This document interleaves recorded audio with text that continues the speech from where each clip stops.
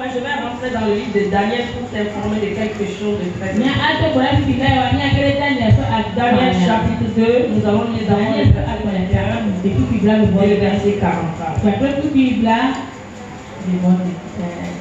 Daniel 2, verset 21. C'est lui qui change les temps et les circonstances, qui renverse et qui établit les lois, qui donne la sagesse aux sages et la science à ceux qui ont de l'intelligence. Versets 44 et 45 nous dit ceci. Dans le temps des rois, le Dieu des cieux suscitera un royaume qui ne sera jamais détruit et qui ne passera point sous la domination d'un autre peuple. Il brisera et anéantira tous les royaumes là, et lui-même subsistera éternellement. C'est ce qu'indique la pierre que tu as vu se détacher de la montagne sans le secours d'aucun maître et qui a brisé le fer, écoute bien, les reins et l'argent, cette puissance-là, l'argent et l'or. Le grand Dieu a fait connaître au roi ce qui doit arriver après cela. Le songe est véritable et son explication est certaine. Amen.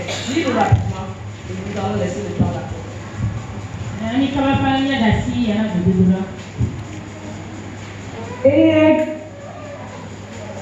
Eye doalieyi yiwo kple azãgbewo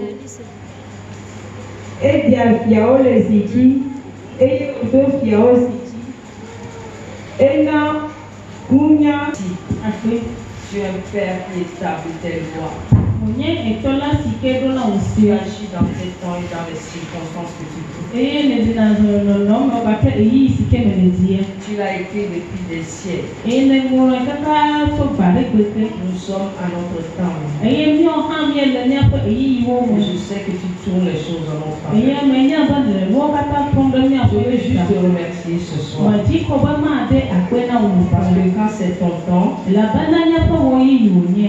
tu tournes les circonstances en faveur de tes enfants. Que la gloire te revienne. Parce que tu as un règne éternel. Et c'est toi qui es dans notre cœur. Aujourd'hui, tu veux démontrer à ton peuple que tu règnes. Et qu'il n'y aura pas d'autre domination ce soir. Je suis très fier d'avoir ces paroles. Et je veux les partager avec ton peuple. Avec une sage. Il n'y aura pas d'autre roi. D'autre domination. Qui va les effrayer. Parce que tu es le Dieu qui règne dans leur vie. Que la gloire te revienne. Dans le nom de Jésus. Amen. Amen. Amen.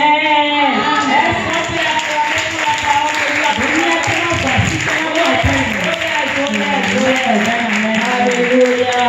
Amen. Amen. Alléluia. Amen. Nous avons fait Dieu. Ça c'est le roi Nebuchadnezzar à qui Dieu a adressé cette parole. Il lui a donné une vision et il lui a donné des troubles. Il lui a donné des troubles. Alléluia. Amen. Si je peux le rapprocher un peu. Le monde entier va être secoué à l'heure actuelle. Parce qu'il y a certaines prophéties qui sont écrites dans la parole de Dieu. Vous allez croire que c'est tout leur temps seulement. Mais quand le temps va arriver, il agira de la manière. Dans le nom de Jésus. Il y aura des rois qui vont manger et goûter l'herbe. Et puis il y a aussi que il est le Dieu des temps et des circonstances.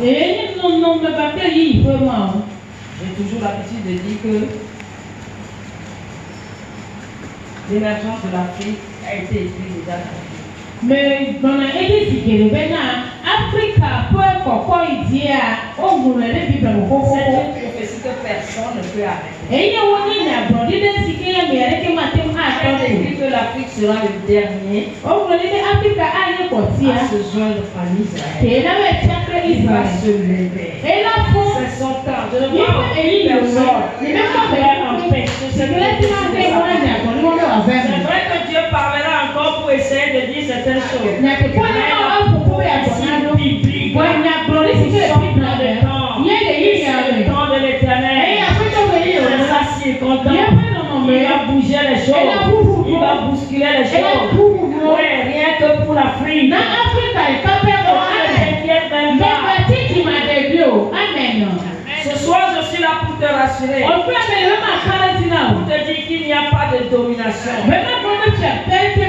Il n'y a pas de puissance. Il n'y a pas d'autorité. La pierre angulaire, la pierre précieuse, la pierre choisie, a été déjà lancée.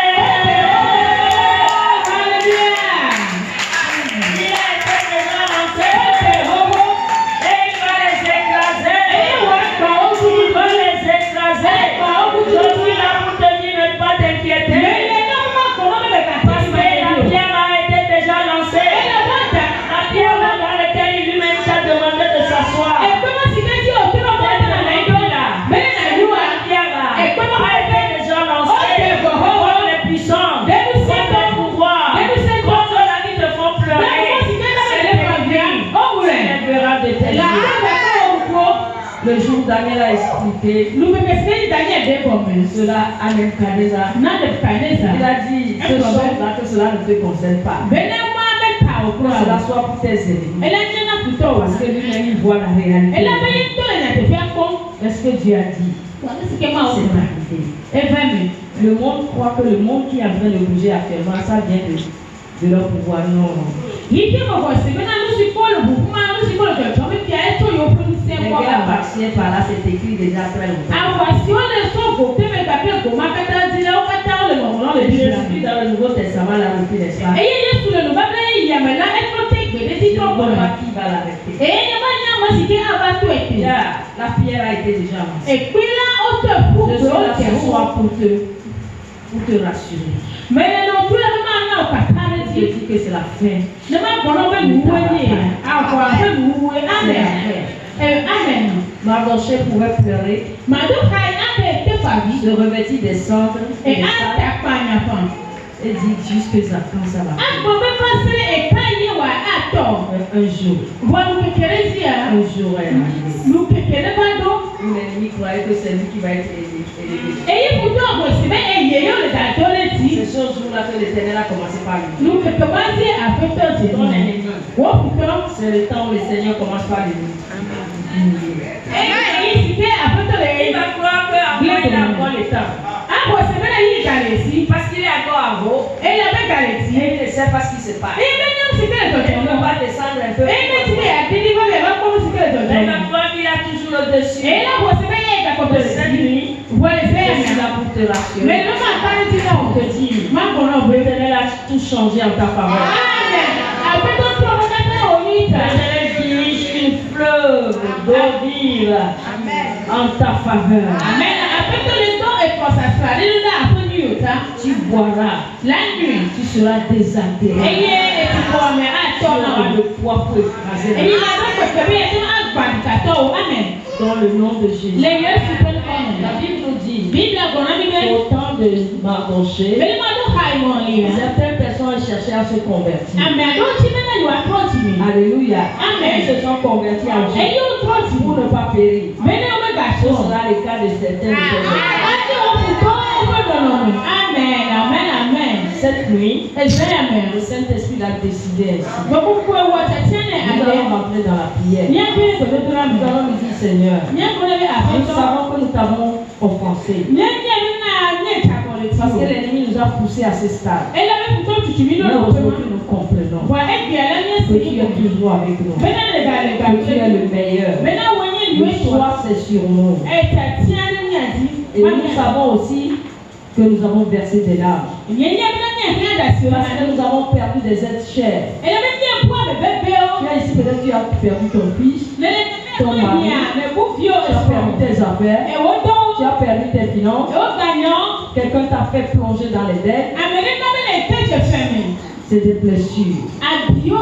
Quelqu'un a volé ton mari. C'est des blessures. Quelqu'un a pris ton enfant pour le sacrifice. Aujourd'hui, tu as cherché, tu ne l'as pas trouvé. Une blessure très grave. Peut-être un jour, tu n'y attends pas. Ton fils revient et on vient te dire